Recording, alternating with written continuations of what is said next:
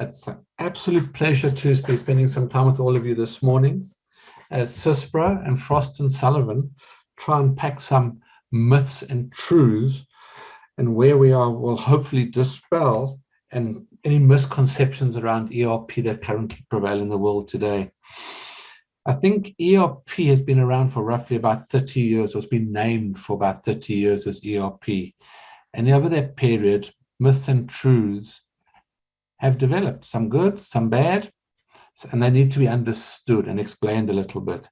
That's why Frost and Sullivan research paper was commissioned by Syspro. The idea was to help future customers of ERP make decisions with the right information, or if you're currently running an ERP system, look at how you can do things differently and remain relevant with ERP in your business today. I think every day should start with a few fun facts. So I've actually chosen 3 or 4 fun facts to sort of kick off the introduction to Frost and Sullivan, who will be then taking us forward and dealing with these things. So firstly, by way of introduction, my name is Mark Wilson. I'm the CEO of Syspro EMEA. I have the pleasure of having me on the call from Frost and Sullivan of Hendrik and Sesonki. So welcome to both of you, and I look forward to some wonderful insights from both of you. And just from a housekeeping point of view, if there are any questions, could I please ask that you hit the Q&A button at the bottom and just type in your questions there, and then the team will either try and weave those answers into the discussions as they're going along, or they will address them at the end. So let's start with some fun facts.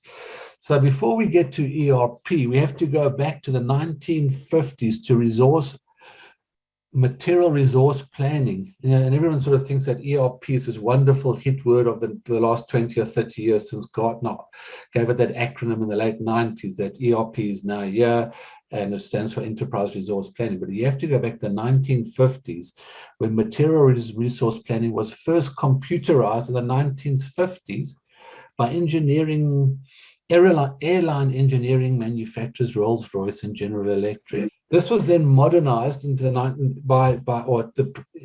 materials resource planning was then taken further by the British Navy, where they produced nuclear submarines using materials resource planning, and that became the backbone for submarines being produced for many, many years.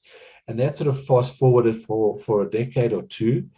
But all of a sudden in the 1960s, Toyota came out with a manufacturing program that set them aside from the rest of the world. And all of a sudden, a gentleman called Joseph Orkley decided he needed to come up with a solution that would help the playing field be level. And he came up with a terminology called MRP. And if you think about this, here we are in the early 60s, and we've got Toyota leading the way, and Joseph Orkley sort of driving sort of initiatives and ideas. And a decade later, there was literally only 700 MRP implementations in the world. Fun fact number 2. Now, this then evolved into manufacturing resource planning in the 80s. And then by the early 80s, there was over about 8,000 organizations currently running MRP of the material resource and the manufacturing resource planning sort of structures in mind. And that was sort of the background of how this sort of all sort of evolved. So while we talk about ERP being 30 years old from a naming convention, thanks to Gartner, it really has been a journey of 40 years before that, from the 40s to the 90s.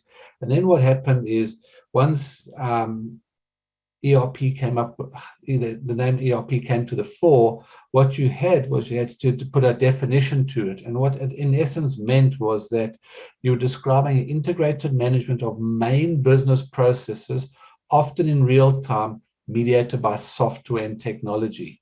And that's the essence of what MRP all is. But then obviously the complexity that goes with it is what we're going to unpack today with Frost and Sullivan.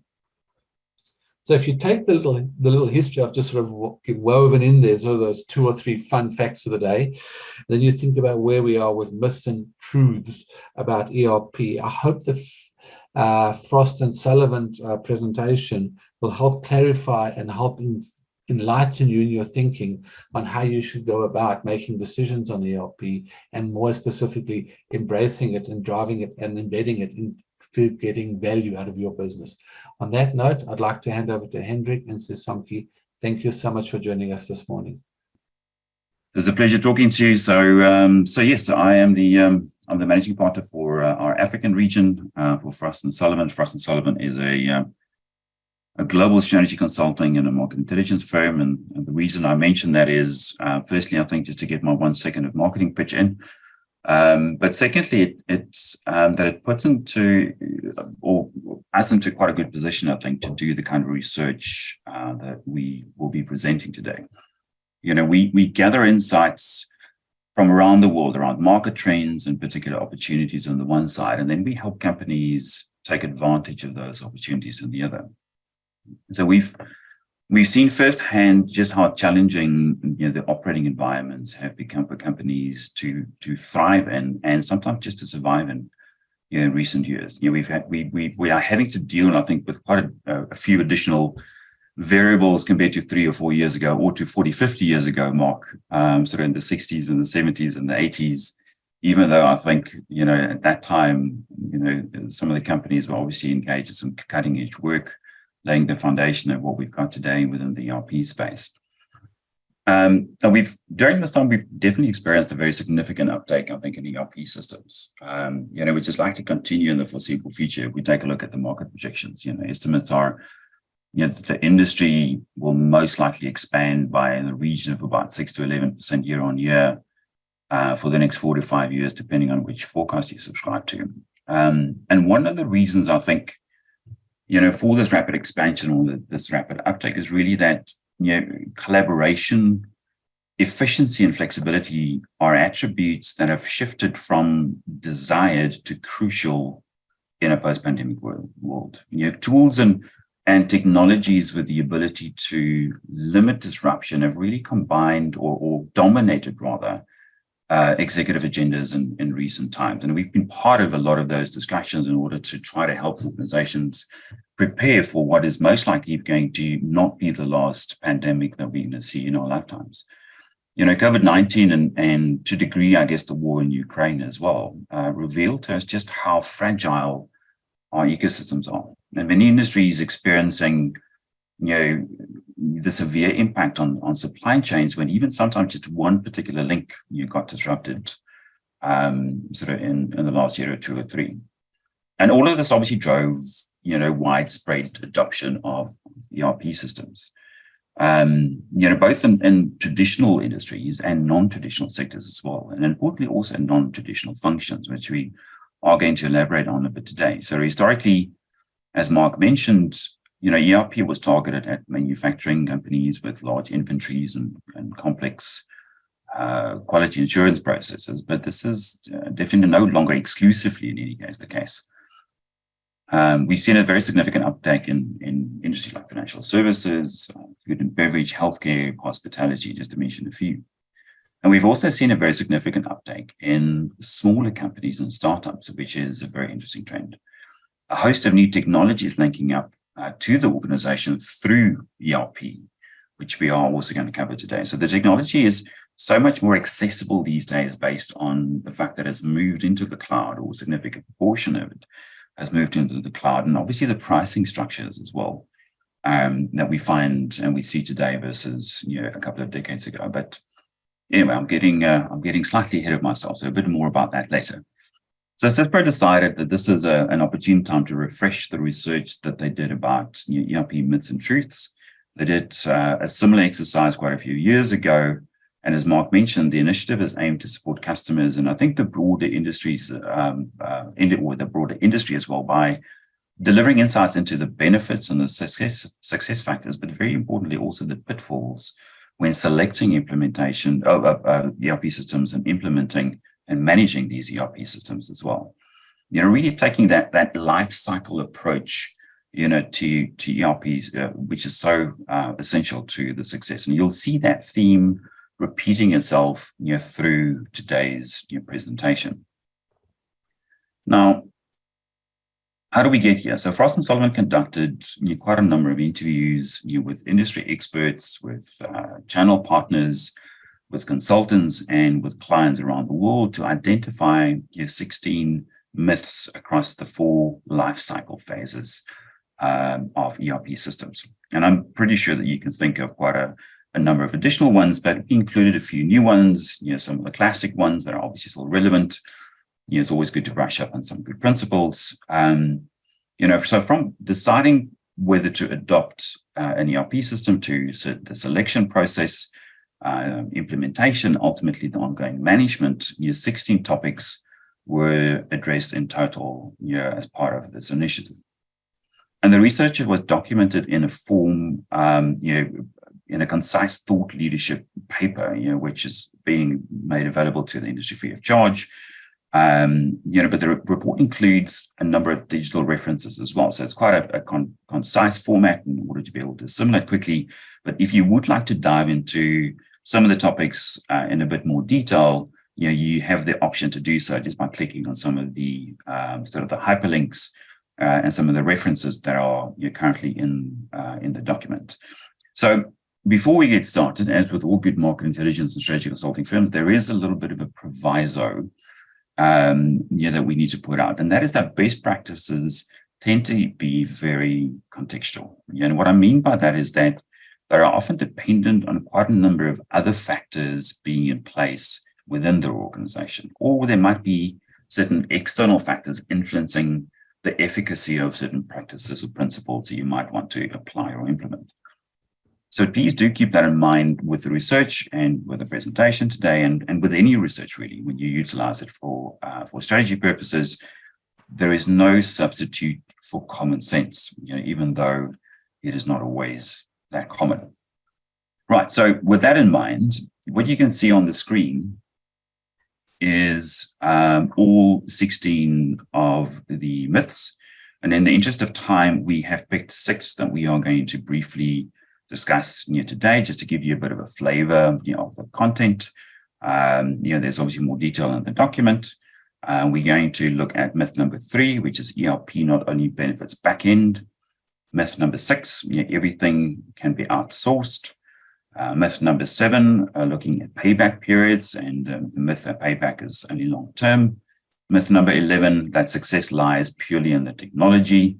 Myth number 13, which is security is a once-off process, cybersecurity. And myth number 15, that change management is typically one big push, and then you're off to success. Now, so Sonke and I are going to tag team a bit today, just to mix things up and hopefully keep things interesting.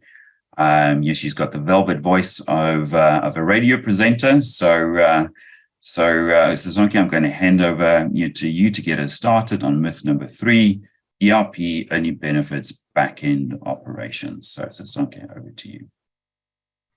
Thank you very much, Hendrik, for an amazing introduction. That was fantastic. So I will be talking about this very common misconception.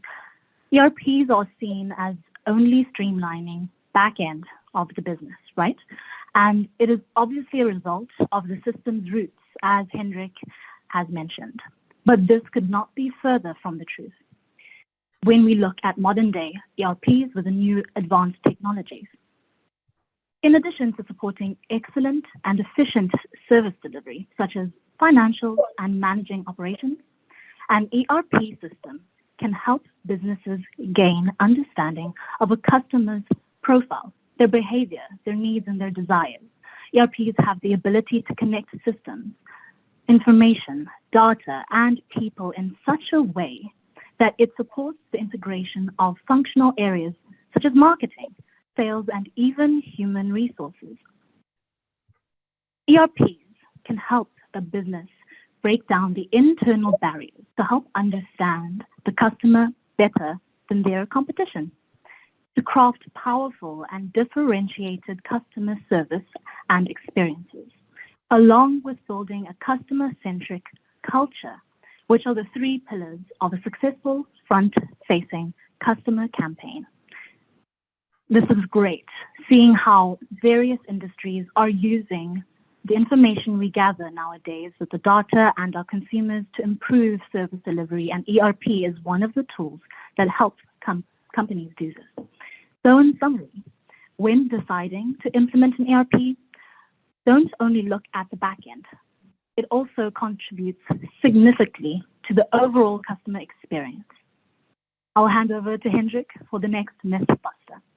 Thank you, Sasanke. So this brings us to myth number 6, which is that whole selection process can be outsourced. And it's important to understand that I think change management and technology adoption process really starts during the selection process. It's not something that you can only start during the actual implementation process of ERP systems. ERP really influences the vast majority of functions within the organization these days, and understanding firstly the needs, but also the expectations, the concerns, and even the bottlenecks in the organizations up front allows us to not only meet these expectations, but also proactively address concerns, mitigate these risks, and very importantly, tailor communications, which is at the heart of the change management process. There are a few instances, I think, where we've seen an over-communication leading to project failure. It's usually the inverse, where a lack of communication leads to challenges in the implementation and the change management process. So to that end, it's critical to combine external consultants with a strong internal project team to ensure successful selection on the one side, but very importantly, tee up a successful implementation through the buy-in that you will be creating through that engagement leading up to selection. Now, many organizations, I think, still underestimate the required involvement in ERP implementations, thinking that the implementation partner will be the only one sort of working hard on the process. Although the implementation partner can do a lot, true value will only be realized if it is truly a joint effort between you and between the implementation partner. And given that this is typically a critical initiative to get right, it is important to get the right people on to this internal team. You will not regret the investment. We can't have B team players sort of on the team when we need A game delivery from the initiative, given the importance of the initiative. All right, and then we're going to move over to myth number 7, and I'm just going to remind everybody that if you do have questions, please pop them into the Q&A function at the bottom of your screen. It's not the chat function. The chat function is a bit difficult to manage and maintain through the process. So if you do have particular questions, because I can see some of the questions coming through the chat, just pop them into the Q&A your box there on at the bottom of your screen. You will see in the Q&A your box, and you can just pop it into there, and we can manage the questions as we go through the presentation. All right, so that gets us to myth number 7, which speaks about payback periods, which is this is one of my favorite areas to talk about, which is return on investment within the digital space. And I think given the extent, of these investments and these offerings, the levels of investments are typically appropriately high. Industry averages are typically putting this at about anything from 3% to 5% of annual revenues. So as with any digital transformation or digitization initiative, it requires a detailed return on investment analysis. There is no difference in digital investments and other capital investments when analyzing their validity. So, and we often get asked, this question, by potential investors, do you evaluate the validity of digital investments in any other way that you do normal investments? And the answer is quite simply, no, we don't. The exact same process is typically followed, for digital investment, whether it be digitalization, or digital transformation, versus other capital expenditure or large initiatives that will change the fundamental ways that the organization operates or particular assets that you're investing in. If they are not decreasing costs, if they are not increasing revenue or improving customer experience to the degree that can lower attrition, you can show that it will lower attrition. The question is, why are you making the investment? And we on a regular basis, we sit within these executive committees and we debate these things about potentially offering this and potentially sort of providing functionalities of the following, but no direct relationship is proven between the benefit on the one side and the investment on the other, which is really important. And this has a few additional benefits if you take this approach, and that is that the correct modules will be prioritized. There's a very specific trend within the ERP space where your modular design is becoming more prevalent, and the right metrics also need to be tracked. We can set up realistic targets and metrics for the implementation teams and for the organization in terms of what are the benefits associated with the implementation and how, over what period of time these benefits should be realized. So research shows that if this process is followed properly, you increase your success rate, and payback periods should be in the region of about 16 months, if implemented correctly, which is very short term given the magnitude of the investments typically associated with the ERP. All right, Sisonke, I'm going to hand, I think, back to you. Thank you very much, Hendrik. That was very interesting. ERPs are an expense. I know that with our current economic climate, it is difficult when companies are selecting to either choose an ERP or swap an ERP. And companies are spending a pretty penny since it is an essential in today's business world. When companies decide to get an ERP, they think a lot about the technology. Hence, this myth is success lies in the technology. However, we have to combat this because it is important to remember that technology alone is nowhere near enough to ensure a successful ERP implementation. When looking at the change lifecycle, change management is a very important part of this. From process to individual to technology change, it goes hand in hand with selecting the right technology. If you think about it, organizational issues, project staffing underestimation, and scope creep are very common human-related issues for ERP budget runs. This highlights the critical role that change management plays in implementation because cash is king, and this is a crucial metric. By giving the human factor center stage in ERP implementation, organizations and companies can unlock the full potential of their ERP investment.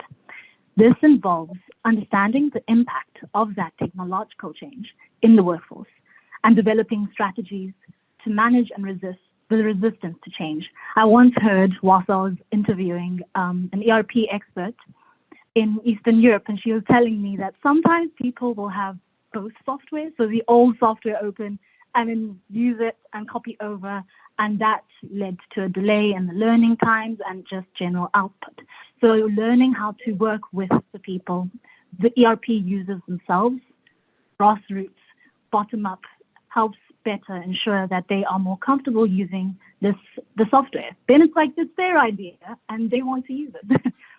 It's also essential to ensure that the ERP system, the technology, and the strategy, change management strategy that you use aligns with the organization's goals, values, and culture.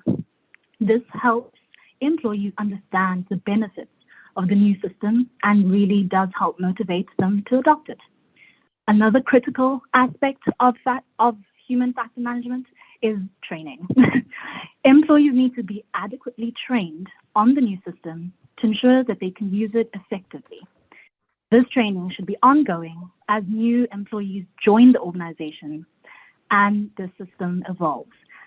Something to note with training is that there has to be some sort of incentivization to do it, and it should be in depth.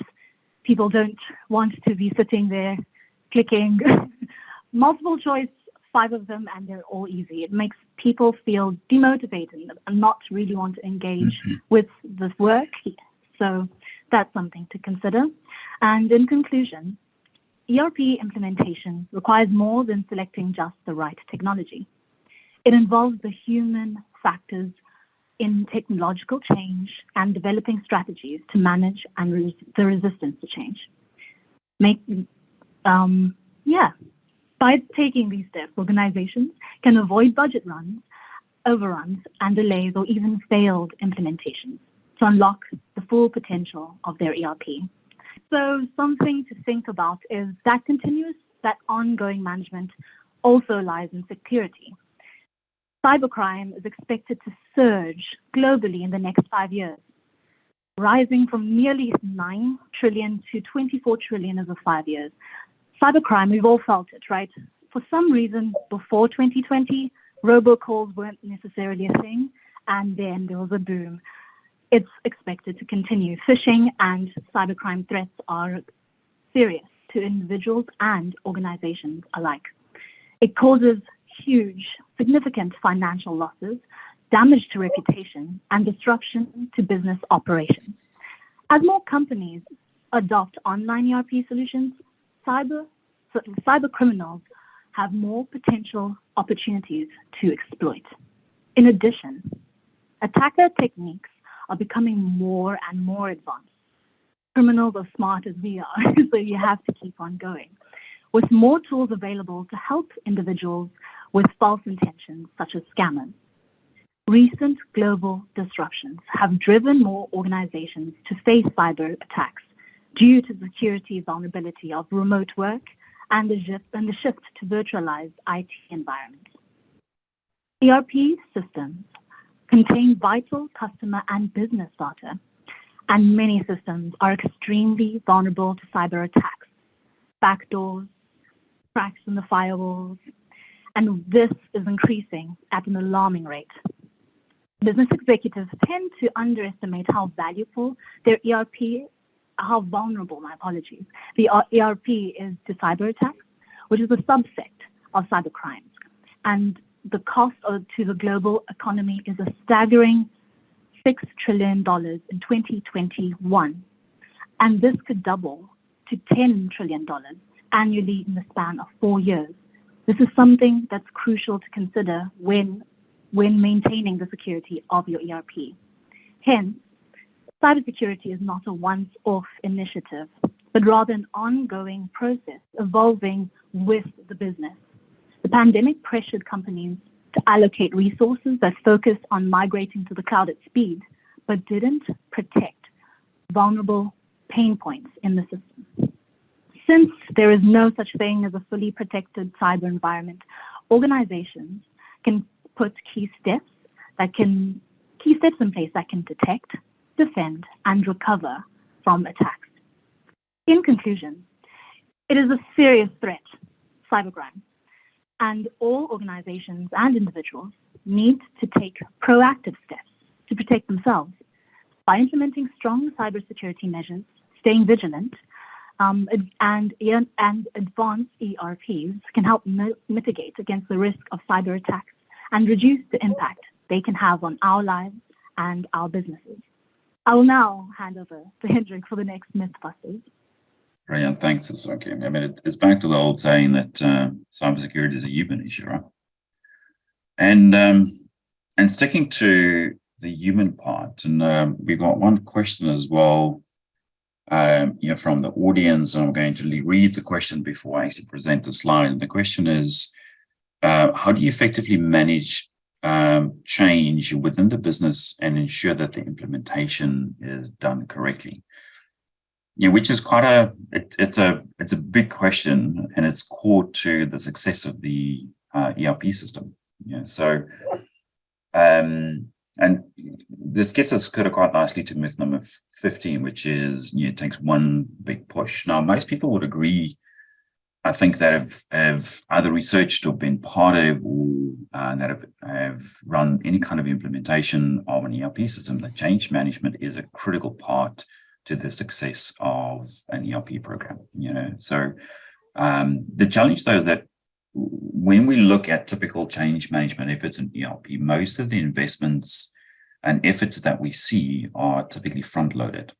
So there's a lot of emphasis and a lot of budget allocation on when it comes to the onboarding process with the initial implementation. That's prioritized. Maybe there's some level of post-go live assessments that's being done in order to identify particular glitches. But given the magnitude of change and disruption typically associated with an ERP implementation, one big push is typically not going to get you where you need to be from a change perspective. The full functionality of the ERP system, which is really where you want to get to, you will just not be utilized. And hence your return on investment, your additional or your initial financial analysis that we spoke about, would just be less than optimal and definitely sort of fall short of your initial estimations. So ERP change management is about the transformation of business process. It's not about training staff on a new system. And I think there's a mindset change and shift that needs to happen with most companies when they look at ERP systems and the adoption of ERP systems. It is transformation of the business processes, not necessarily, a new system, that you're trying to draw into staff. Secondly, I think given that ERP systems adapts to your business needs on an ongoing basis, your change efforts should respond in kind to harvest the benefit. So if your system keeps on changing, it goes to say that your change process should gear up to that. If you start adding artificial intelligence into the mix, which is one of the trends that we're seeing within the ERP industry, where artificial intelligence is being deployed, in ERP systems in order to identify your particular areas of opportunity to drive efficiency, you create opportunities. These process improvements are often done automatically. So we're talking about improvements and changes that are done at scale and at speed. And this is therefore, in all senses of the word, I think, a continuous improvement approach that needs to be adopted and adapted by the organization, which requires appropriate implementation frameworks on an ongoing basis. It's not something that's a once-off exercise. So your change strategy should therefore be a long-term your vision. It should be a long-term strategy with continuous communication, ongoing skills development. It's not something that is being done during the onboarding process and during the initial sort of implementation process, but it is really an ongoing exercise, and very importantly, ongoing monitoring and evaluation. That monitoring and evaluation component needs to be ongoing in order to assess which parts of the business aren't necessarily getting the full benefits of your ERP implementation in order to keep up with the changes.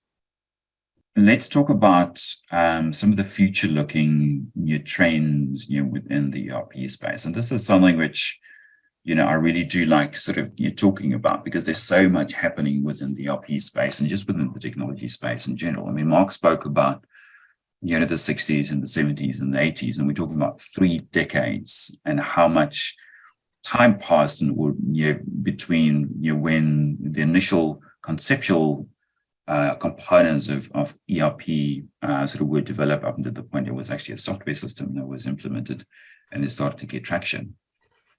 But some of the trends that I think that we've seen in recent years will definitely continue. I think first and foremost, the cloud migration will continue.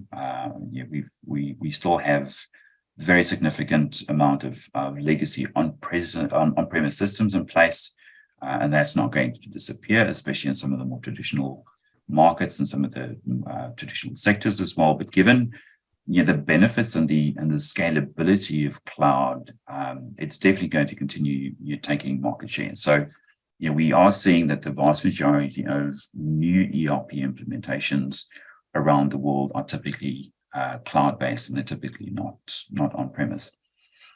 And then based on this cloud movement, we definitely see that it will attract a significant additional proportion of small and medium-sized businesses, which is new to the ERP industry, where in previous generations of the technology, the costs and the scale of implementation, the complexity thereof, really were barriers to entries in quite a significant way. Prior to implementation, have really been made easier in many senses, and those reduction and the barriers to entry will facilitate a significant additional amount of small and medium-sized enterprises sort of coming into the ERP stable. Mobile ERP sort of the system being accessible on smart devices, not just on mobile phones, but also other forms of mobile devices. Not surprising, I mean, given the level of information that's available and the extent of ERP and what it covers, and the information you can extract from it, the availability of the information on devices, I think, is just a natural next step, and you will definitely see mobile ERP developing. You will continue to develop, I think, over the next 2 to 3 years. More industry specialization. We are seeing a very significant trend, for sector-specific solutions, and now even starting to see some subsector specific solution being introduced, where it is about tailoring the implementation and the modules, etc., to the requirements of a particular sector. And it follows the broader trend within the digital industry of personalization and specialization. So I think that's no surprise that will also continue. And then, as Sisonke also mentioned, cybersecurity. It will become an increasingly hot topic as it starts to show up on income statements, as a significant line item for global companies. And I think, as ERPs venture into more front office operations, it will become an even more important element to manage, not just from a direct cost perspective, but very importantly, also from a branding perspective. I mean, brands are always very important to protect, and breach in cybersecurity will definitely have an impact. But customer-facing brands face typically a much more significant risk from a cybersecurity perspective, because of some of the personal information, obviously, that's stored on these platforms, and especially when you start moving into industries like healthcare, and fast-moving consumer goods, etc., that ERP has been doing over the last few years, the cybersecurity element becomes even more important. We mentioned some of the cutting-edge technologies that will not just be integrated into ERP, like artificial intelligence that we mentioned, but also be linked to ERP to streamline and automate certain processes. So, if you think industrial sort of IoT, artificial intelligence, everything associated essentially with Industry 4.0, and these various aspects and technologies will deliver a significant amount of additional layers of data to hone our understanding of operations, of customers, of products, and also the efficacy of particularly technologies that you start introducing. So utilizing that, I think we're going to see a much stronger drive and a much stronger focus of ERP systems on revenue generation as opposed to just cost management, which is obviously ERP's traditional focus. ERP is, for all practical purposes, I think, moving into the profit space and not just the cost containment space.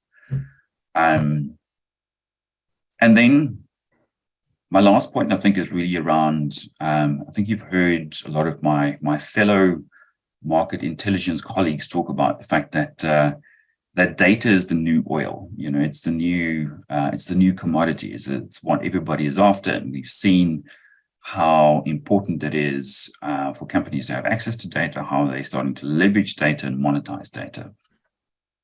And I'd like to venture the next sort of statement, and that is that if data is the new oil within an organization, then ERP systems are potentially the refineries of the future.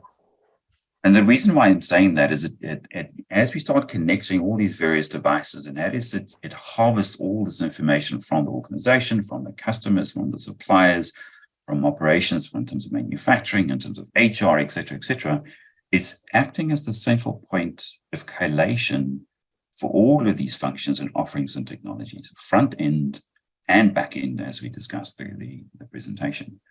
And then refining this data into actionable intelligence that the organization can use, making quite a big difference, both on the front end side, so developing products, developing services, again, on the revenue side and on the cost side. So customer experience, revenue generation, and, sort of cost saving element, the three buckets that we spoke about when we spoke about return on investment.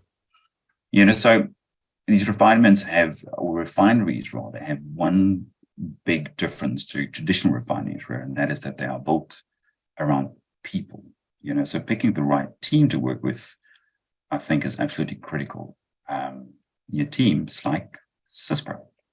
See, I even got some marketing in for Syspro right at the end, All right, so with that, I think we can start moving into sort of the questions and answers. And we've got quite a number of ones here. Right, let's see what we can do. Yeah. While you're running through some of the questions, I've also had a chance to review some of them as they've been coming in, and some of it's in chat and then some of it's in Q&A. So you're right, it's a bit of a omni-channel of questions. But I think I'd like to come back to some of the questions talk about your change management. So maybe I can step into that discussion a little bit, and then I can answer. I can take 2 or 3 questions off the cuff straight away around change management and ERP, and that'll give you some time to read the questions while I waffle for a few seconds. Okay. So I think I can't remember which myth it was off the top of my head, but we talked about change management as being a key element of the business. I think you called it myth. It was 15, if I remember correctly. And I think that talks a little bit to some of the questions about participation and service providers that have sort of come through the roles. So what I've tended to see is you're right. So there's all these overruns that happen, and all the points you put forward is absolutely correct. But what we tend to find is that an ERP system needs to develop a life in the organization. And what I mean by that, it needs to almost be institutionalized as a DNA of how you run your business and make decisions all the times. And I'll give 2 or 3 sort of anecdotal sort of stories here. Firstly, if you put your ERP in today, or let's say you put it in before Corona, the world has changed 3 times since then. We've had supply chain disruptions, we've had omni-channel, digitalization, automation, all these type of things have come more and more to the fore. So I think the key messaging for me in change management is you do need to continually look at how you institutionalize or bring life to your ERP and your ERP system. It can't just be a machine optimization process which connects to your financials and everything else that goes with it. So I think that talks a little bit to how we need to bring it forward. And I think there's other elements that go with it. You need to have an ecosystem that can support your ERP system. So certain resources you would like to have in your organization, which you would consider really important, that becomes a knowledge transfer and everything else. And we all know in South Africa, we traditionally have quite a high staff turn. So if you don't have those super users, you lose the IP of the users as you go through the staff turn. So you need to make sure, when I talk about institutionalized, you don't lose that IP that you've built up and the value you've got in your business. So a really, really important point that you can drive that to continue to, excuse a cliched expression, unlock value in your investment. The second part of the ecosystem, of course, needs to be to realize that in the modern day and age, there's something like omni-channels and supply chain disruptions, and you need to look at different approaches on how customers are engaging with you as an organization or how you're engaging with the market. And that becomes a key part of how you bring change and value to your business. And Sonke talked up front about the customer in the middle of the triangle, and that it was critical. And that is sort of some of the stuff we're talking about. If you've got omni-channels, are all the channels that you're dealing with your suppliers and your customers absolutely being looked after to add value to it? So I think in no organization, I think in the modern day and age, can afford to have the luxury of having everything in-house. You know what? You can't afford to have a team of developers for a digital exercise. You can't afford to have a team of experts for an automation process. So there's a question about how do you get the right service providers in your community? And I fully agree with what you said about best practice being contextual to an environment. Yes, but I think that is true. So Syspro operates with a large base of business partners that have been in the ecosystem for decades, and they know and they've seen business models that work and fail and need improvement, and they bring that expertise with them just at a ERP level, but they're also able to leverage industry experts, or what we call pedigree. So they'll bring a pedigree person, a person with a high amount of pedigree in to drive immediate business requirements or deep technical business requirements into the solution. So I think that change management slide is just so cumbersome to a whole DNA of a far bigger discussion in itself. In fact, there's a topic in that just on its own, to be honest with you.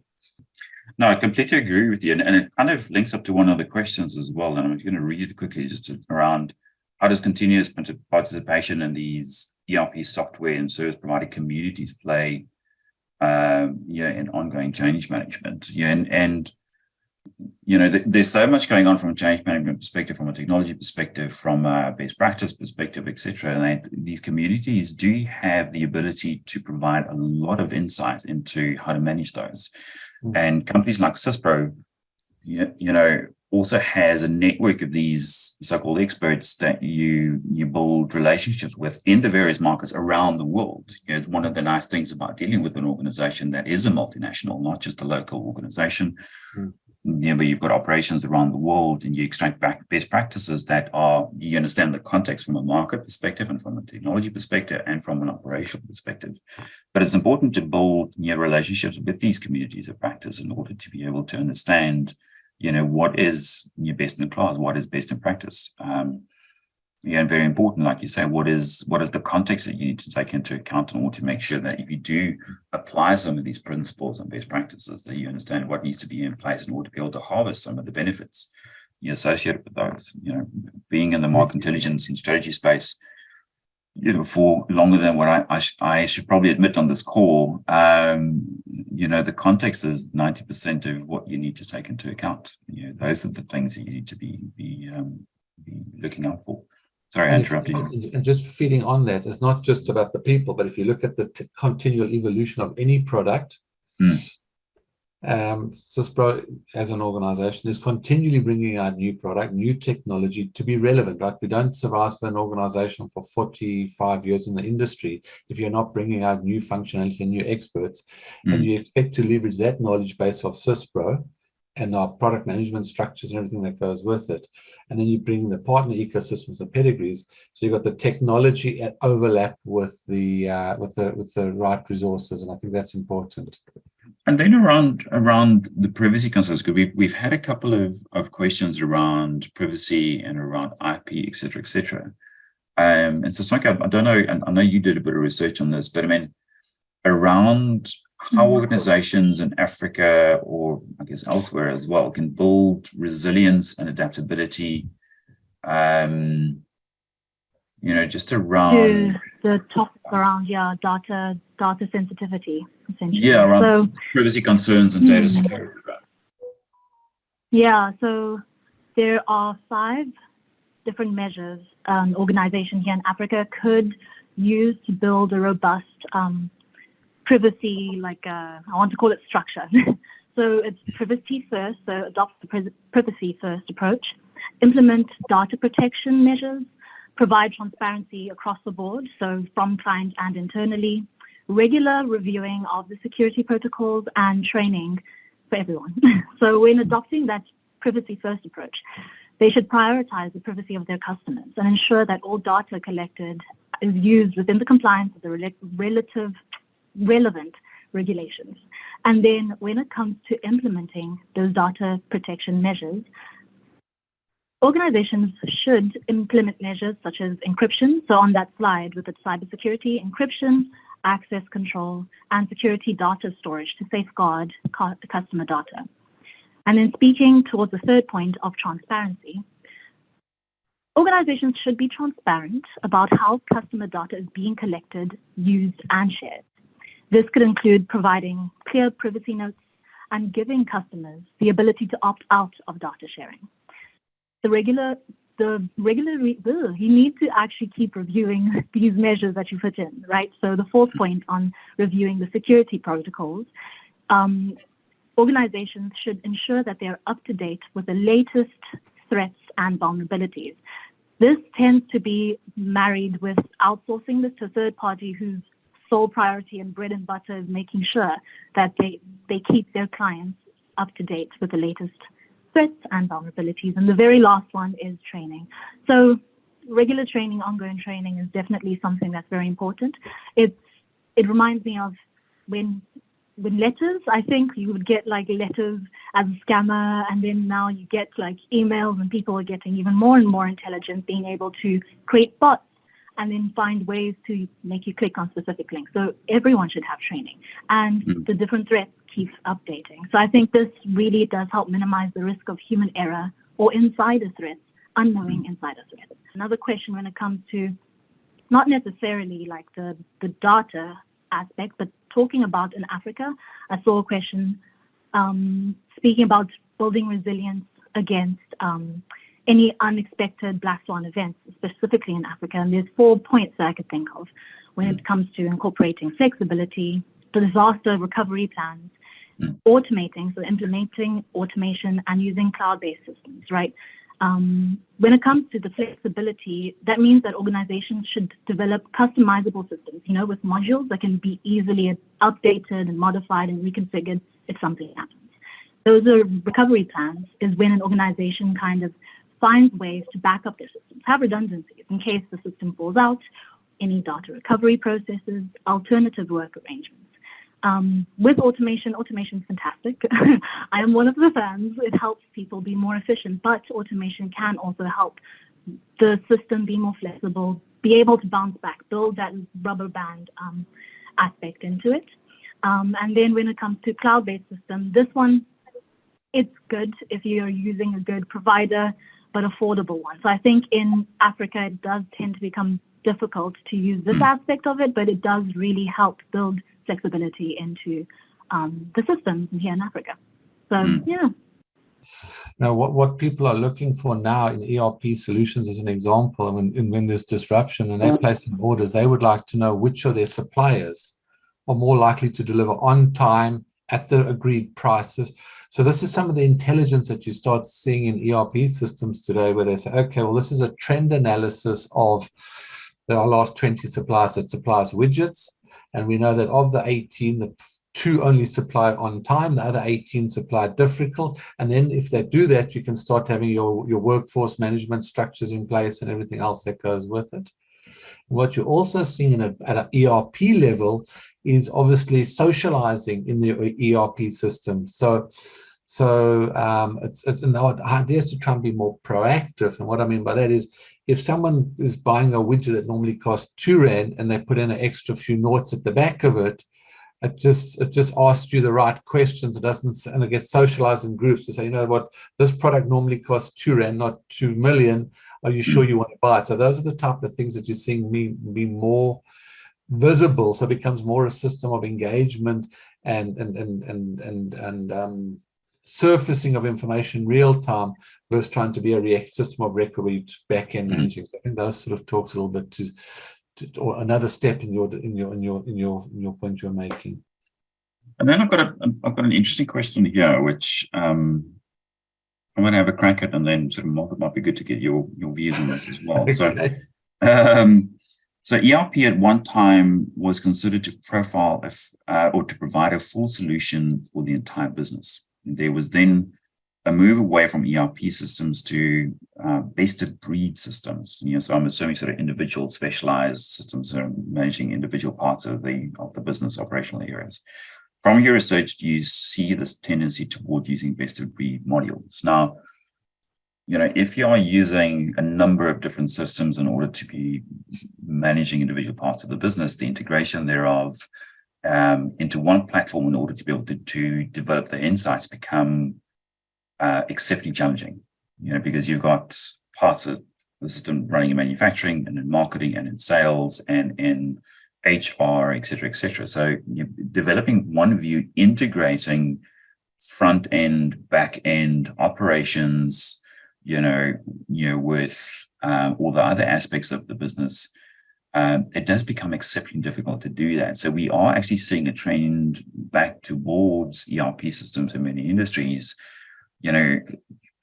with the intention, as I mentioned towards the end of the presentation, almost to become that data refinery, that central point of collation of information with the intention of trying to make sense of it all. The challenge that we have these days is not a lack of information. We have more information at our fingertips than we've had in the history of humankind. The problem is trying to make sense of it all. And I think this is where ERP systems are moving towards, is that deploying, so for instance, an appropriate artificial intelligence platform in an ERP can deliver a tremendous amount of insights because of the level of data they've got access to.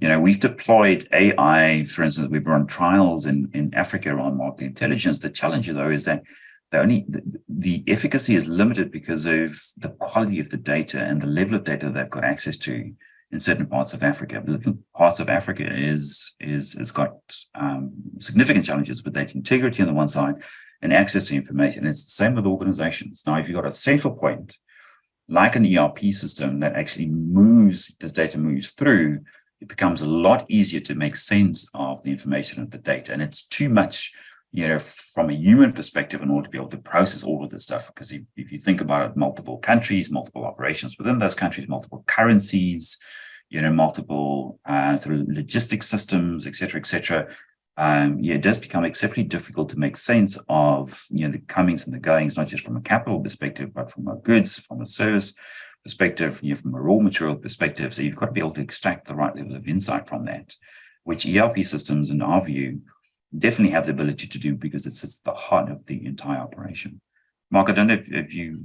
I tend to agree with you. So customers do want that single source of the truth. And then they tend to build APIs into different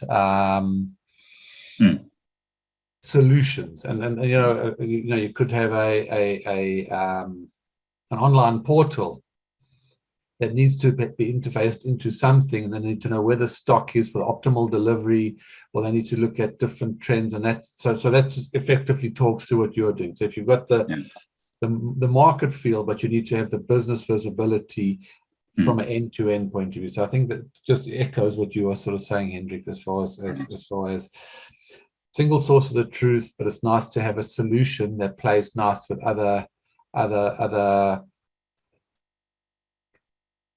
market engaging solutions and all that type of stuff. And it could be anything from logistics, logistics tracking of your packages, to warehouse movements on time, to customer deliveries of whatever. So it's multifaceted, right? And you might find that maybe it's okay to do a 3-day delivery, but if you're reducing stock from Durban and moving it to Cape Town as an example, because then you've got different business trends, and it's difficult to get that from a front end e-commerce platform. You need something that goes to that source of the truth. Agreed. And customers do tend to find that if they've got all these standalone solutions, because you must remember, everything comes with a cost. And the more these best of breed solutions you bolt on, the more complexity you do bring into your structure. So you need to also look at it. And cost is always an element in running a business, and that's what people drive: automation, processes, and everything else that goes with it. And I can honestly say we are getting pushed all the time to think differently, and we need to be fostering our thinking to deal with market demands. And I think that the fact that the costs have come down of deploying ERP quite significantly from 10-15 years ago, and accessibility again, because of the cloud deployment, also enables more companies to utilize it in particular modules, in particular aspects of the business, I think, which is amazing. Ladies and gentlemen, we have reached the top of the hour, so we are bang on time, which I always love. Thank you very much for joining us. It's been an absolute pleasure spending some time with you this morning. I hope we've been able to add some insight and some good best practice you can utilize within the context of your operations and your strategy. The questions that we were not able to answer during the session today, we'll see if we can get back to you in writing if you put your name next to it. Thank you very much, Mark, for all your insights. Sonke, for joining as well. It's been an absolute pleasure. Have a great morning, great afternoon, great evening for wherever you are. Thank you very much.